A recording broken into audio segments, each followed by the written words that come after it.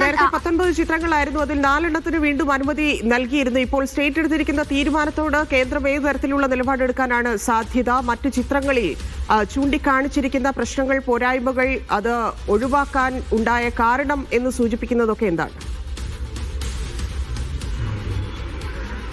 തന്നെ ഈ 4 ചിത്രങ്ങൾ അനുമതി നൽകിയെങ്കിൽ പോലും അതിന് എന്തുകൊണ്ട് അനുമതി നൽകിയില്ല എന്ന ഒരു വിശദീകരണം കേന്ദ്രത്തിന്റെ ഭാഗത്ത് നിന്നുണ്ടായിട്ടില്ല. ഈ 29 വർഷം ഇവിടെ IFFK നടന്നു. എന്നാൽ ഇത്തരം ഒരു സംഭവം ആദ്യമായിട്ടാണ്. മുൻപും ചെറിയ രീതിയിൽ ഇത്തരം പ്രശ്നങ്ങൾ ഉണ്ടെങ്കിൽ പോലും അത് അറിയിക്കുമ്പോൾ, മെയിൽ വഴി അറിയിക്കുമ്പോൾ അതിന് പെർമിഷൻ നൽകുന്ന ഒരു കാര്യമാണ് ഉണ്ടായിരുന്നത്. എന്നാൽ ഇത്തവണയാണ് 19 ചിത്രങ്ങൾ ഇത്തരത്തിൽ തള്ളുന്ന ഒരു രീതി ഉണ്ടായിരിക്കുന്നത്.